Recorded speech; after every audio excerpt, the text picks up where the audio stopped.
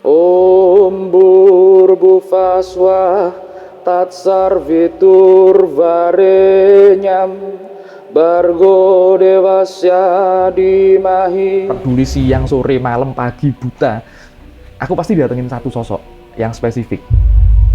Di situ itu ada dua sendang, ada dua sumber mata air. Karena ini candi yang dikelilingi mata air yang sangat besar sekali, Bang. Di tengah hutan itu candi Sumberawan. Stupa sih sebenarnya, cuma stupa. Setelah apokalips. Iya, setelah perang besar. Setelah perang besar, maksudnya bukan kiamat, perang besar. Perang besar. Perang besar itu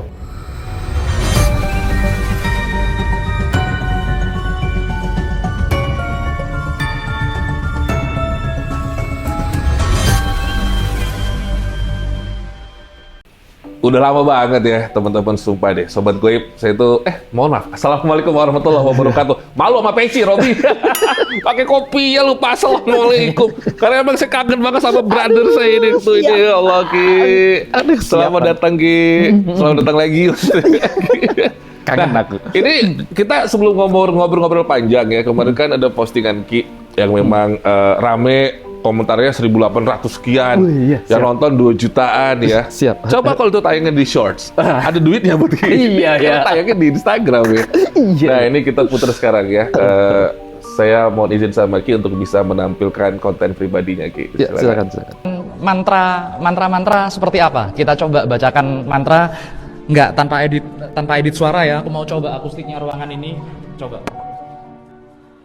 Om Trayambakam Yajamahe Suganim Pusti Pardana Urva Mukrivaban Nanam Mrityor Musya Mamrta.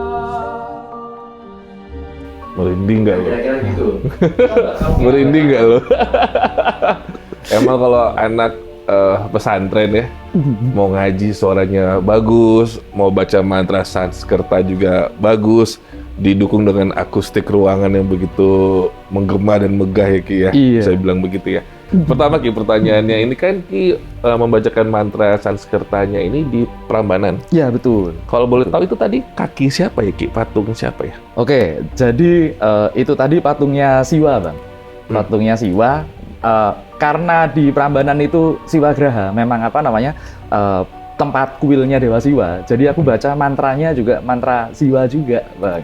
Gitu. Apa isi mantra itu? Katanya itu adalah mantra ini yang Abang baca komentar untuk menghindari dari maut, celaka atau apa itu Ki? Iya. Ada orang yang berpendapat seperti itu. Cuman di bagian terakhir mantranya itu Siwa itu ditakdirkan untuk menaklukkan maut. Jadi nggak takut lagi sama yang namanya maut. Lingkaran samsaranya udah nggak takut lagi, Bang. Jadi seperti itu. Bukannya sekedar perlindungan ya, tapi kayak kita itu udah melampaui rasa takut itu loh, gitu loh. Oh, mungkin Siwa menjanjikan untuk apa takut dengan maut karena setelah maut akan ada keindahan begitu. Seperti itulah kira-kira. Surga dijanjikan, maksudnya gitu. Betul, seperti itu, Bang. Sebelum ke perjalanan Ki ya, Ki kan napak tilas yang Abang lihat ya. Malam-malam rata-rata ya. Malam. Kenapa malam sih? Suasananya malam itu enak. Jadi buat beberapa hal, aku kan mulai panjang ya, Bang ya, kelilingnya ya. Mulai dari satu titik. Itu sebenarnya aku ke ujung Jawa dulu, cuman aku sama sekali nggak kontenin ke Alas Purwo itu. Alas Purwo? Iya, betul. Oke. Alas Purwo itu aku sama sekali nggak kontenin, karena kemudian aku konteninnya, concernnya ke kejayaan Nusantara, ke candi-candi, which is kejayaan Nusantara. Aku orang Jawa ya, kejayaan Nusantara itu at least paling nggak Majapahit. Jadi aku dapat ilham Majapahit aja semuanya terus. Akhirnya ya itu, kalau malam suasananya akhirnya lebih syahdu, Bang. Syahdu banget. Coba aku melok ya. Nah, ayolah, Bang. Aku kesurupan. Enggak. Oke, satu persatu ya. Satu-satu. Karena kata Ute, Ki ini napak tilasnya sampai hampir 6 kota besar. Ya, dalam lebih 3 hari lebih bahkan. Belum yang ke dalam-dalamnya ya. Iya. Satu persatu dulu ya Ki. Siap. Setelah Ki membacakan mantra Sanskerta tadi, mungkin ada kejadian setelahnya yang tidak direkam oleh kamera. Terhadap patung atau suasana di dalam ruang tersebut. Ya. Kalau Ki berkenan cerita, apa yang terjadi? Oke, ini yang langsung kejadian ya, yang langsung kejadian depan mata semua orang bisa lihat. Mungkin pas waktu itu orang-orang juga lihat. Itu benar-benar di luar itu suaranya anginnya ya, itu sampai masuk ke kuil siwanya itu. Itu ya. Dan aku kaget, itu kan posisinya lagi sepi kan, kayak nggak ada orang kan. Itu begitu aku selesai lihat ke arah pintu masuknya ke situ, full orang di situ bang. Hah? Serius beneran, full orang yang mau gantian kan, keluar masuk gitu gantian. Dan mereka nungguin aku, bener-bener nungguin aku selesai itu. Biasanya langsung masuk banyak. Itu pertama yang kejadian. Setelah itu angin, dan ada kejadian beberapa titik-titik, karena itu ada 4 ya, ada 4 arah mata anginnya. Beberapa titik-titik itu aku mendapatkan kalau aku bilang bahasa gampangnya mendapatkan ilham lah, cahaya lah, karena muncul cahayanya di mata aku, muncul beneran. Which is itu sebenarnya patung di kuil Siwa yang itu sudah bukan lagi patung yang ada di zaman dulu loh sebenarnya. Itu replika. Hasil rekonstruksi. Iya, rekonstruksi dan diperbaiki. Yang masih original 100% kayak di situ itu cuman yang Durga doang. Itu. Durga. Biasanya kalau ada mantra yang dibacakan, lalu datang tanda-tanda alam seperti itu tujuannya atau mungkin message-nya apa gitu? Pesannya apa itu? Ya, paling enggak kalau yang aku tangkep ya, ini rata-rata ya, kalau kita baca sesuatu atau berdoa sesuatu atau melakukan kegiatan spiritual apapun lah ya, itu nanti kalau ada tandanya, itu blessing, kita dapat blessingnya. Buktinya viral. Nah, gitu. Iya sih. Ki belajar mantra gitu dari mana sih? Udah lama bang, aku dulu di Bali itu sempat ngajar tantra juga. Oh. Udah lama itu, aku tahun 2008 di Serangan, Pulau Penyu itu. Di situ dulu aku. Dan mantra-mantra tersebut nggak sembarangan bisa dibacakan. Iya, kalau mereka tahu tentang mantranya, banyak banget sih sebenarnya itu literaturnya. Mereka bisa kok belajar itu. Ada hitungannya. Ada japa itu ucapan, mala itu buat ngitung. Mala itu buat ngitung. Japa mala itu biasanya dari buah genitri. Oke. Itu ada efek kesehatannya juga. Lingkarannya adalah lingkaran 9. Mulai dari kelipatan 9, kalau japa mala full 108. Seperti itu. Karena nanti 108 angka kan 1089 juga gitu kira-kira. Kalau misalkan mantra Sanskerta Ki untuk menghibur hati yang sedang sedih misalkan gitu ya, sedang patah, itu ada juga ya? Ada juga bang. Kalau Ki bacakan atau sampaikan sekarang boleh kan? Boleh. Saya pengen dengar Ki membacakan satu, mungkin teman-teman yang beragama Hindu berarti Ki ya, yang beragama Hindu belum paham tentang mantra ini, mungkin karena Ki juga mempelajarinya jadi Ki paham. Kita silent dulu dan Ki saya persilahkan. Ya, jadi ini mantra paling umum ya, namanya Gayatri Mantram. Pernah aku bacakan di salah satu situs calon arang yang baru. Jadi kira-kira bunyi mantranya seperti ini. Om Bhurbhuvaswah Tatsarvitur Varenyam Bargo Devasya Dimahi Diyo Yona Prachodaya. Itu bang, itu Gayatri Mantram namanya. Itu biasanya diulang-ulang gitu ya Ki? Betul. Sama kita kayak zikir ya? Iya. Diulang. Biasanya 9 kali seperti itu. Ya, kelipatan 9. Nah, kalau itu Gayatri Mantram itu sesuatu yang cukup kompleks. Kompleks itu maksudnya kita nge-blessing untuk semua alam. Om Bhurbhuvaswaha, alam bawah Triloka ya, alam bawah, alam tengah, alam bawah ini alamnya para, anggaplah kalau bahasa kita jin gitu. Terus alam kita, alam manusia, dan alam swaha, alam para dewa. Nah ini kita ngasih blessing semuanya, which is nanti akan balik lagi ke kita blessingnya seperti itu. Teman-teman, nggak selamanya oleh-oleh itu kan tentang benda ya. Sekarang Ki ini oleh-olehnya nggak sekedar cerita, tapi pelajaran buat kita. Dan salah satunya yang tadi Ki dapatkan ilhamnya adalah bahwa Ki kali ini perjalanannya napak tilasnya khusus untuk Kerajaan Majapahit. sebagai keturunan 100% orang wong Jawa, Baik, siap. Ki merasa wajib untuk mengetahui lebih dalam. Betul. Di mana Ki kemarin sudah melakukan perjalanan napak tilasnya, pertama dimulai dari Malang, betul ya Ki? Betul. Lalu Blitar, Kediri, Madiun, Jogja, Purwokerto, dan semua dilakukan dalam 3 hari. Jadi Ki di sini pasti banyak berdialog juga dengan istilahnya pamangku atau pakde bude di sana ya. Pasti. Mbah-mbah. Nah ini ajarin kami anak-anak muda ini Ki yang memang blank, khususnya kita ini berdarah Jawa, tapi kalau kita nggak mengerti tanah Jawa, harusnya kita isin ya, malu ya Ki. Betul. Apapun yang Ki dapatkan dari kota-kota ini, Bang Robi nggak akan potong-potong. Ya. Ceritakan semua oleh-olehnya. Ya. Monggo Ki. Jadi nanti kalau ada sesuatu yang mau ditanyain langsung potong aku aja ya Bang ya. Oh ya, Langsung. yang penting Ki mengizinkan. Siap, Saya tuh siap. kadang nggak enak kalau Ki lagi seru cerita saya potong. Nggak apa, langsung aja Bang nanti. Silakan Ki. Pertama, aku itu sebenarnya langsung melambung ke alas Purwo dulu. Di situ aku memulai karena aku memulainya dari matahari terbit dari timur kan. Ya udah, aku ke pucuk timurnya dulu Pulau Jawa. Ternyata di situ masih gini aja, masih belum waktunya lah. Mungkin aku ubek itu alas Purwo. Balik aku ke Malang. Akhirnya aku dari Malang itu, ini adalah salah satu tempat awal mula munculnya kerajaan Majapahit. Keturunannya yang orang banyak kenal Ken Arok lah. Padahal itu Batara Siwa itu dari namanya beliau sebenarnya di prasasti. Nah, kemudian aku mikir ini mana aja ini ya tempat-tempat yang nyambung semuanya. Nyambung semuanya itu dalam arti karena masyarakat kita di era terdahulu itu pasti nggak melupakan leluhurnya, Bang. Jadi nyambung terus mulai dari kerajaan Kadiri, kalau dulu itu namanya Panjalu sama Daha. Sebelumnya lagi Medang itu Mataram kuno. Nah, itu akhirnya menurunkan Majapahit. Aku ilhamnya di mana aja nih? Oke, ikonnya dulu. Aku mulai dari legenda dulu ikonnya. Kenapa orang-orang tertarik mempelajari atau paling nggak mendengar kerajaan Singosari? Itu pasti dari kisahnya Ken Arok sama Ken Dedes. Pasti semuanya rata-rata dari situ. Ken Arok, Ken Dedes yang konflik kisah cinta dan lain sebagainya.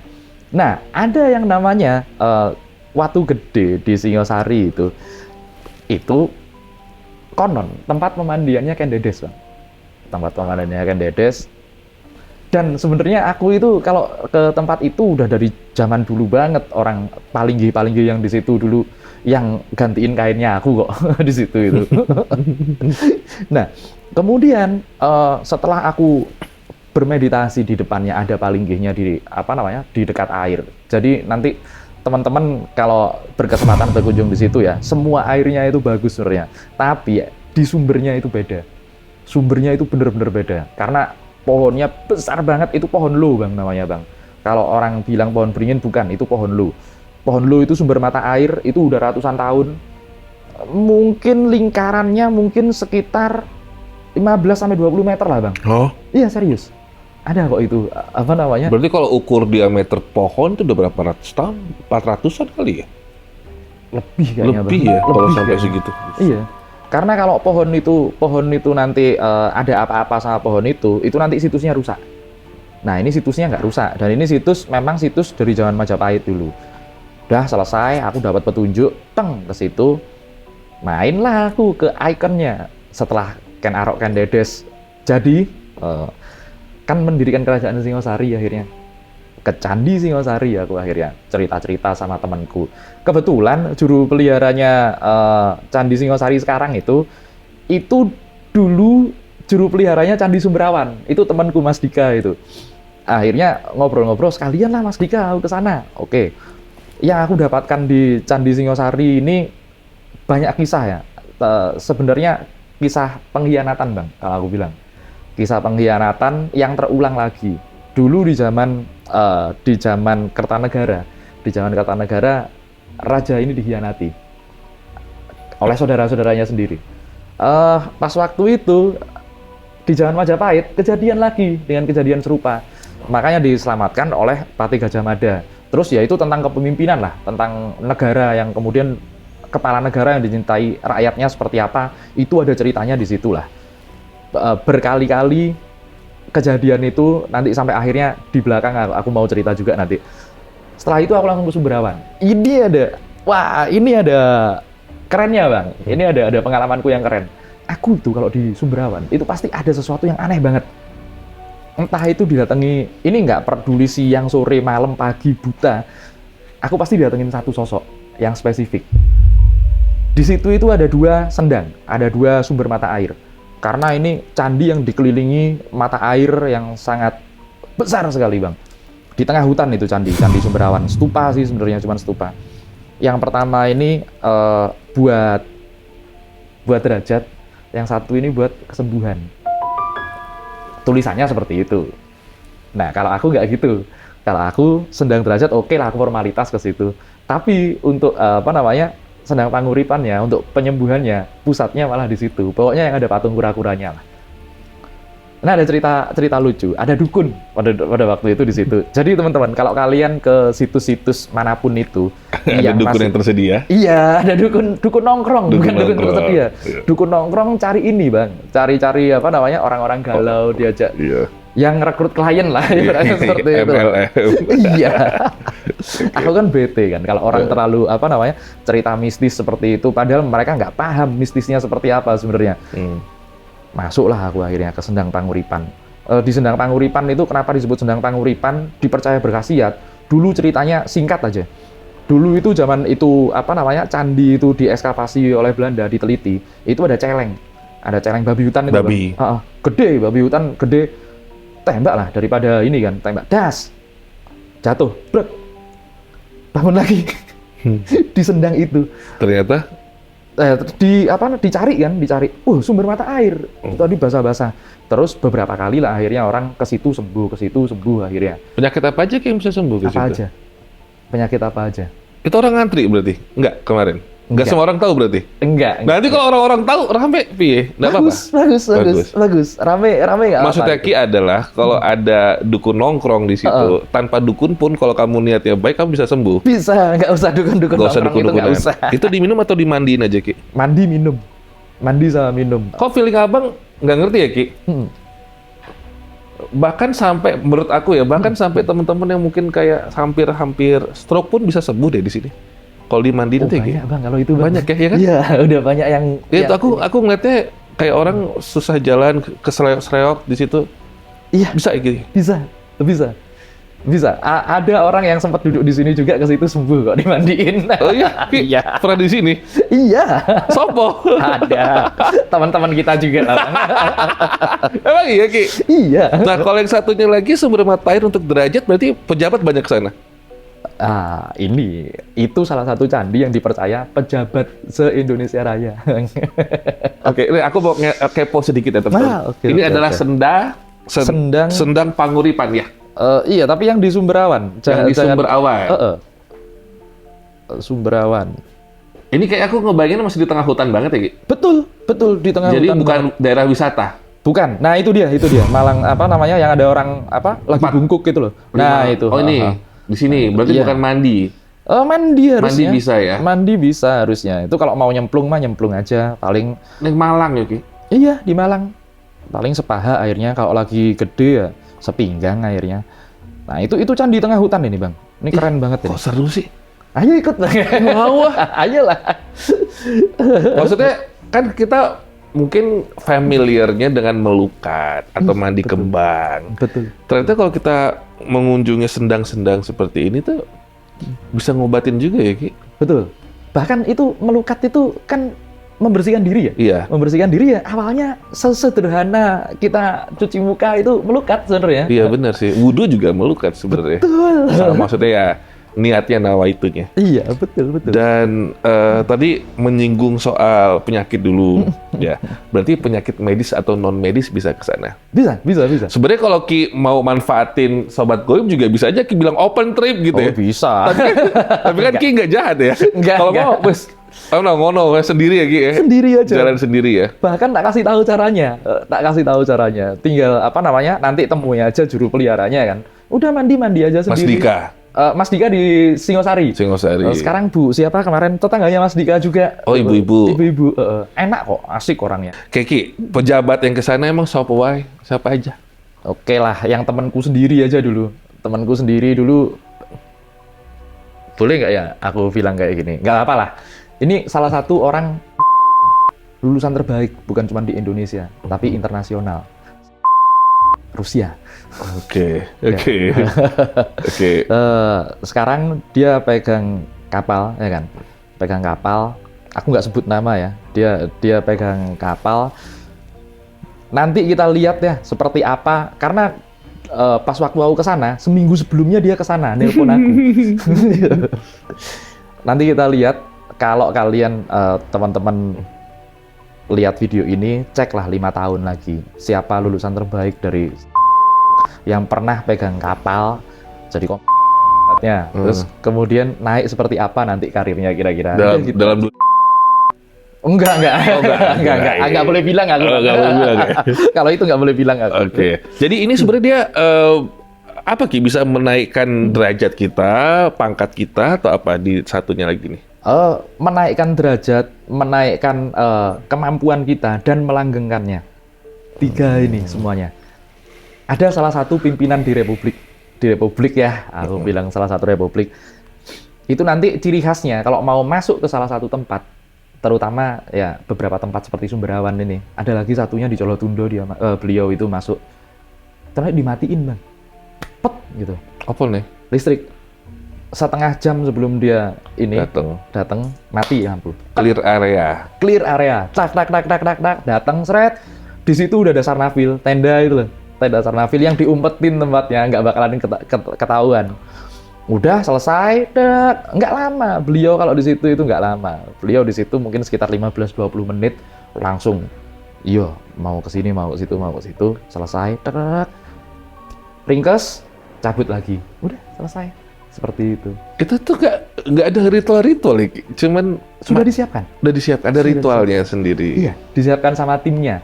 Makanya salah satu kalau aku bilang ya anak buahnya beliau dulu sekarang jadi salah satu dewan penasehat para paranormal yang masih bener lah. Jadi ini bisa dibilang gini loh teman-teman, kayak ada paket spesial dari seorang dukun gitu. Misalkan ada pejabat pengen naik jabatannya atau dipilih sebagai ketua DPRD atau apa gitu ya. Banyak itu. Nah, salah satu paketnya adalah main ke sini. Main ke situ. Gitu kayak gitu. Itu udah rahasia umum kalau di Malang. Candi Sumberawan itu salah satu salah satu khasiatnya ya itu. Abang sebenarnya mau nanya sih, proses ilham itu datang untuk Ki menapak tilas kali ini dimulai atau mungkin khusus untuk Majapahit itu bagaimana? Ya. Ki betapa atau apa gitu, proses ilhamnya bagaimana? Ya, jadi kan aku tiap tahun itu ada sesuatu khusus yang selalu aku latih lah, Bang. Pada saat sebelum bulan puasa. Sebelum bulan puasa. Sebelum bulan puasa aku latih itu 40 hari sebelum bulan puasa aku latih itu. Baca. Biasanya petunjuknya datang cepat atau lambat. Selambat-lambatnya pas bulan puasa. Pas masuk ke bulan puasa. Nah, itu kemarin aku dapat petunjuknya, udah kamu ini aja, jalan aja dulu. Ya, Ki lagi tidur, lagi betapa, lagi zikir. Lagi zikir. Oke. Lanjutkan Ki, maaf. Ya, lagi zikir, langsung dikasih tahu, jalan aja dulu ke situ. Kok sepertinya semesta mendukung. Kok langsung ada acara juga aku acara sama keluargaku segala macam. Keluarga besar ini selamatan lah seperti itu. Ya udah aku sekalian keliling situ. Semesta mendukung berarti. Oke. Itu di Malang ya, Ki? Itu Setelah dari Malang ada lagi nggak pengalaman di Malang lagi oleh-oleh dari Ki? Banyak sih sebenarnya, Bang. Di Malang itu banyak situs-situs yang belum digali dan belum diteliti sebenarnya. Banyak banget. Seperti contohnya ada beberapa sendang-sendang yang masih belum tahu seperti apa. Gunung Arjuna nanti kalau aku naik bisa jadi 18 episode itu. Arjuna ya, Ki ya? Iya. Seru ya. Arjuna Welirang seru, Bang, asli. Nanti aku jadi sakti nggak naik ke sana? Bos, Bang Robi udah sakti lah. Soalnya gini, ada satu garis besar teman-teman di mana Ki ini reveal lah sebuah rahasia di sana ya. Saya nggak tahu nih rahasia ini Ki dapatkan dari kota mana, tapi karena ini sudah di pertengahan obrolan kita, aku pengen tanya sama Ki dulu sebelum menuju ke rahasia ini. Ki, apakah mendapatkan oleh-oleh atau pesan berupa entah surat, entah pusaka, atau mungkin bahkan poster family tree lagi atau apa gitu? Ki dapat apa aja selama perjalanan napak tilas ini? Iya, benda fisik yang aku dapat Tadinya aku mau bawa ke sini, Bang. Ya nggak apa-apa kalau nggak boleh. Bukan nggak boleh. Sebelum mau aku bawa, Hilang. aku vertigo, Bang, tadi, Bang. Oh. Serius. Aku langsung vertigo, sempat muntah-muntah dikit, ya kan. Kumur lagi, udah selesai. Nggak jadi, aku taruh lagi. Ya iya, itu maksudnya nggak boleh sama dia. Boleh. Nggak, bukan. Saya yakin Ki ngebolehin. Iya. Ya nggak ngebolehin ya gitu. Tapi kalau boleh dalam deskripsi secara verbal tuh benda apa Ki? Secari kain segini, tapi ada tulisannya. Rajah gitu atau Cerita. Cerita. Iya, betul. Cerita. Malah Aksara Jawa berarti ya? Enggak. aksaranya Palawa. Aksaranya Palawa. Persis seperti aksara yang ditemui di Candi Ceto, Candi Sukuh. Seperti itu. Ceritanya tentang apa Ki? Nggak boleh. Boleh. Dikit aja ya. Oh, iya. Aku spill dikit. Ceritanya tentang, aduh, nggak apa-apa lah, dikit aja. Nanti tergambar juga kok di Indonesia. Di Indonesia di masa depan seperti apa. Kok yang aku ketemukan tentang bangsa yang kemudian harus harus mengalami sesuatu dulu untuk menjadi bangsa pilihan. Seperti itulah kira-kira. Nggak panjang kok, cuman empat kalimat, udah gitu doang. Tapi maknanya, Bang. Jadi dalam penglihatan Abang teh kertas tua, tapi warnanya kuning coklat. Iya. Betul. Aku itu sebenarnya antusias, Bang, mau bawa, Bang. Serius, Iya, Bang. Mau paham, aku tunjukin gitu. Terus ya gitu. Aku dapatnya di Candi malah Penataran, Bang. Hah? Candi Penataran. Penataran? Iya. Boleh Abang googlein Penataran? Iya, cari Penataran. Di daerah mana ini? Di Blitar, salah satu candi terbesar kompleks terlengkap di Jawa Timur. Ki, dengan kamu bercerita, aku semakin merasa aku bodoh banget dalam percandi-candian ini. Ki. Banyak banget candi-candi yang nggak kita ketahui, teman-teman, sobat goib. Ya, kita ini Ki dapat dari Penataran ini. Penataran. Ini kecil banget, Penataran yang gede nggak seperti itu. Nah, ini kompleknya megah banget, Bang. Candi Penataran itu megah banget karena luas banget, Bang, ini candi. Nah kayak gini nih. Ini candi kapan Ki? Candi kapan? Candi kerajaan apa nih Ki? Ah, ini lintas kerajaan, Bang. Ini mulai dari kerajaan Kediri, Singosari, Majapahit, semuanya di sini. Bahkan di candi ini, kalau dulunya katanya kan orang taunya Trowulan ya. Trowulan sebagai pusat Majapahit ya. Ya, pusat pemerintahan, pusat spiritualnya di sini, di Penataran. Pusat spiritualnya, Mandala Kadewa Guruannya di sini semuanya. Itu dulu, nah itu yang di kanan, pojokan kanan itu, Bang, yang ada orang-orang naik itu. Itu sebenarnya candi 3 tingkat, masih ada tingkat yang lebih tinggi lagi. Tapi karena bahannya bahan organik, bukan batu, ya udah musnah, seperti itu. Nah, itu bisa kok direkonstruksi, jadi menjulang tinggi, keren banget. Ki dapat titipan surat cinta tadi dari siapa? Nah ini lucunya ya. Aku baca mantra juga, Bang, di Ganesha, di patung Ganesha. Tapi nggak aku rekam pas waktu itu. Aku rekam cuman bentar ya, aku mau baca mantra di Ganesha. Makanya ajak aku rekamin. Iya kayak. Lanjut. Aku tahu itu patung Ganesha bukan dari situ asalnya, karena beda banget. Aku tahu. Udahlah, aku taruh, aku baca. Nanti kamu dapat apa? Nanti aku dapat titipan. Nanti kamu bakalan dapat titipan. Oke. Mana? Cariin nggak ada kan? Mana ini? Udah hujan aku di sana.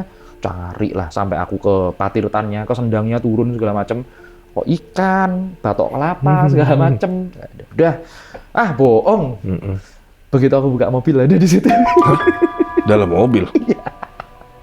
Iya. Makanya aku kan skeptis, kayak percaya nggak percaya ini aku ditutup. Seriusan Ki? Seriusan. Di dalam kainnya kelipet gitu?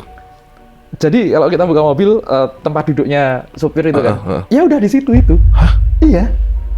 Mainan kali ini. Sampai kan ada benang-benangnya gitu, Bang. Hai. Ada benang. Seriusan Ki? Seriusan. Aku ambil lah benangnya satu, bohong ini kali, ini kain baru. Ada orang yang iseng sama aku. Aku bakar. Itu kain lama, Bang. Kan kelihatan kalau polimer atau katun beneran kan kelihatan. Itu beneran, Bang. Kaget aku juga. Aksaranya jelas. Zaman dulu. Iya, masih zaman dulu aksara Pallawa jelas. Dan yang aku bikin anehnya, ini kan barang kan kain ya. Harusnya kan udah rusak kalau kena zaman, kalau nggak di lontar-lontar atau rontal itu udah musnah. Itu enggak kok. Buktinya masih kayak gitu. Kayak ini kalau diceritakan disita negara gimana? Nggak apa-apa, cari aja, tak kasih kok. Tak kasih, cari aja.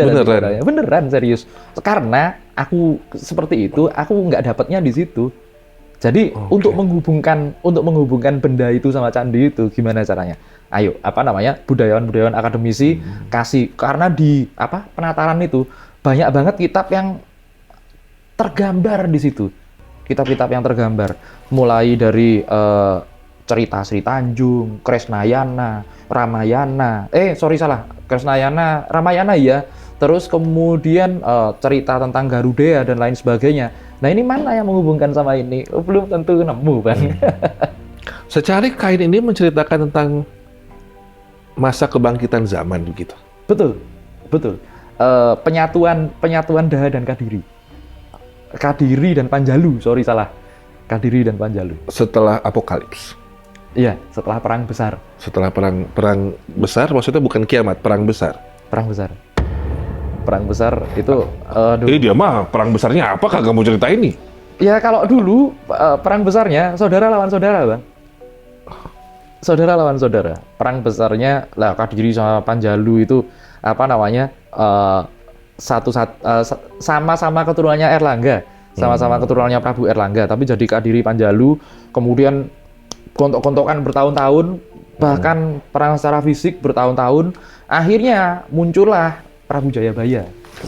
Katanya tentang jejak Majapahit tersebut, Ki dapat filosofis baru dan juga beberapa rahasia ya, yang bisa diceritakan sama kita. Betul, betul. Yang selama ini mungkin Ki belum mendapatkan informasi dan ilmunya.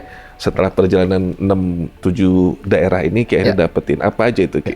Sebenarnya ini sudah banyak orang tahu, tapi harus benar-benar ditekankan. Benar-benar ditekankan. Ini pesan yang keluar itu seperti itu, Bang. Jadi kalau kita ngerasa sebagai manusia yang inferior ya, aku mau kembalikan lagi, kalau dulunya leluhur-leluhur kita itu ternyata sekuat itu. Nangis, Pak. Para leluhur itu udah apa namanya, lihat ya Allah, anak cucuku jadi keset, ibaratnya gitu lah. Jadi keset-kesetnya orang-orang seperti ini. Mana ini harga dirimu sebagai bangsa yang besar. Bangsa yang besar. Sekarang apa? Dulu ya, utusan kerajaan Mongol itu ngabisin Sasanid, Arab segala macam, dibakar habis Bang sama mereka kan. Utusan Mongol ke sini dipotong kupingnya. Bahkan ada beberapa apa namanya? Beberapa naskah yang nggak pulang, itu orang udah hilang udah di sini. Sampai segitunya, Bang. Gara-gara cuman rajanya dihina dengan cara disuruh ngirim upeti. Cuman gitu doang. Negara kita, bukan negara kita, itu negaranya leluhur kita. Bangsa kita dulu seperti itu. Raden Wijaya itu dulu seperti itu. Tapi zaman sekarang inilah ya, nangis-nangisnya yang aku lihat di apa namanya, relief-reliefnya, di struktur-struktur batu saat aku pegang candi-candinya itu. Kok sepertinya kejayaan-kejayaan yang seperti itu dulu itu sudah tergadai di zaman sekarang. Seperti itu. Aku energinya udah gak karu-karuan lah, Bang, kalau seperti itu. Terus beberapa hal yang aku temukan tentang ilmu ya, yang paling banyak ya.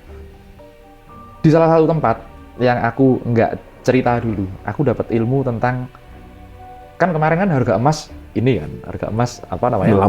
Melambung segala macam. Aku punya emas yang orang semuanya bisa dapat. Yang bakalan bisa merubah hidup seseorang yang bahkan udah setengah daya. Seumum kok sebenarnya, cuman cara penggunaan dan lain sebagainya. Yaitu emasnya itu ada di dalam Al-Quran, di surat An-Nahl, madu, Bang. Emas cair itu. Nah, aku dapat ilmu ngolah madu akhirnya. An-Nahl. Iya. An-Nahl 68 sampai 69. 68 sampai 69. Iya. Itu ada kok apa namanya, dalam satu perjalanan kamu lihat itu buat nyembuhin. Ternyata kalau orang-orang tahu madu kan biasanya dari lebah penyengat itu kan. Ternyata kalau leluhur kita, no, bukan yang itu. Yang mana sih? Ada lebah yang tanpa sengat yang dipakai sama mereka. Itu dulu kalau di cerita-cerita perdukunan tahun 90-an ya, itu ada keris yang bisa ngedatengin itu, apa namanya, lebah emas. Lebah emas. Iya, lebah emas itu. Tapi kalau zaman sekarang ternyata aku cek ya, ternyata emang udah ada budidayanya. Seperti itu. Nah, aku tahu cara pemanfaatannya itu. Jadi sekarang Ki punya budidaya. belum. Saya kira ada Nggak iklan, belum. Astagfirullahaladzim. budidaya. Oh, astagfirullah. Iya, astagfirullah. Alhamdulillah dong, aminin. Kan kalau kita lihat di sosial media itu beberapa relief yang ada di candi ya, atau di di bangunan-bangunan tua gitu ya. Bahkan beberapa itu seperti menggambarkan hal-hal yang memang futuristik. Ya, Ada salah satu candi di India atau di mana yang dia menggoreskan tentang sesuatu yang seperti baju astronot betul.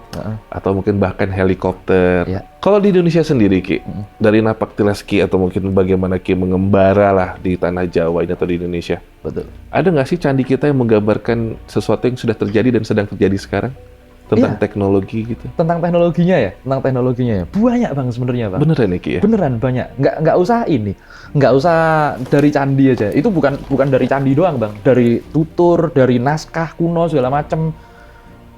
Nanti Pulau Jawa bakal dilingkari besi. Itu ramalan Jayabaya, Jongko Joyoboyo.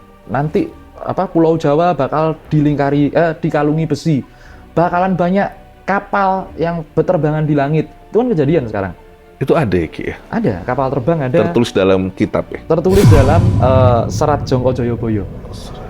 Jangka Jayabaya, Kitab Musarar, Kitab Asror. Itu seperti itu. Nah, kemudian kalau yang di candi itu tentang pergolakan alam. Tentang pergolakan alam yang nantinya pindah ke sini. Kisah cinta yang gaul-gaulnya anak-anak Gen Z sekarang itu ada di Candi Penataran. Ada namanya relief Sri Tanjung, seperti itu. Persis seperti Kayak yang apa tuh, terjadi Ki, sekarang. ceritanya, Ki? Wah, kompleks lah itu cerita tentang ini cowok punya cewek, ceweknya punya cowok lagi, cowoknya ini punya cewek lagi, udahlah, nggak karu-karuan, ruwet seperti sekarang lah. Jadi open relationship itu udah ada dari dulu ya? Dari dulu. Udah diramal ya, Ki? Iya. Berarti kalau misalkan yang ada di candi beberapa negara itu kayak di, kalau nggak salah di Latin ya, Amerika Latin, itu memang bukan buatan manusia sekarang, memang beneran itu. Jadi para peramal ini meramal bentuk baju astronot, pesawat, helikopter, itu mereka sudah melihat itu, Ki? Iya, mereka melihat itu, kemudian mereka menggambarkannya dengan caranya mereka lah ya. Karena aku paham lah apa yang digambarkan mereka itu. Yang digambarkan mereka itu sesimpel gini bang. Kita lagi meditasi ya, meditasinya mereka macam-macam. Ada yang pakai essence alam, ada yang pakai ayahuasca kalau di Amerika Latin dan lain sebagainya. Kalau di kita ya pakai meditasi seperti itu, dan akhirnya kita nanti dapat gambaran sesuatu yang kita nggak tahu itu apa. Itu apa? Sama sekali kita nggak tahu. Terus kemudian digambarkan. Terus kemudian kita gambarkan. Beda lagi kalau dengan suku Dogon. Suku Dogon itu observasinya bagus banget. Suku Dogon itu observasi langitnya keren itu, pemetaan langitnya keren. Sekarang bahkan masih dipakai di navigasi-navigasi sebelum banyak distorsi cahaya. Nah, suku-suku zaman dulu termasuk kita di Nusantara itu punya caranya sendiri dalam menggambarkan itu. Bagusnya kalau di Nusantara ini mereka menggambarkannya dalam 3 layer pertama. Yang pertama, layer ini adalah layer pengetahuan yang umum. Tergambar ya udah, lihat itu. Kemudian yang kedua, ini yang dibalik gambar itu. Dibalik satu gambar itu apa? Kemudian 3, itu satu keseluruhan cerita. Dibaliknya apa? Layernya seperti itu, Bang. Kalau leluhur kita. Karena ginilah, aku mau ngebuktiin kalau peradaban Nusantara itu the best in the world. Bang Robi masih dalam dalam tahap idol-idolan kan sekarang. Semua orang di dunia ini kebudayaan itu mulai dari alat musik, dari musik semuanya. Semuanya dari musik. Bunyi-bunyian menghasilkan musik dan lain sebagainya. Satu dunia, Bang, mana ada alat musik yang dari logam selain di Nusantara? Nggak ada. Satu dunia yang ditempa, kemudian dilaras itu apa ya? Disetem dan lain sebagainya, sehingga bisa mengeluarkan musik-musik yang sangat rumit sekali. Bahkan jauh lebih rumit daripada musik klasik. Musik klasik itu cuma piano juga bisa. Tapi kalau klasik-klasik Nusantara kita itu harus dimainkan dengan besi, kayu. Udah susah disaingi. Itulah peradaban terbesarnya Nusantara sebenarnya, menggambarkan itu. Ki, ada nggak candi yang masih berdiri sampai sekarang menggambarkan kehancuran Indonesia? Aduh, aku bisa bilang ada sih sebenarnya Bang. Ada. Di Tahan. di Lawu. Iya. Kita ketemu di episode kedua. Oke. Terima kasih banyak ya Pak. Wassalamualaikum warahmatullahi wabarakatuh. Waalaikumsalam.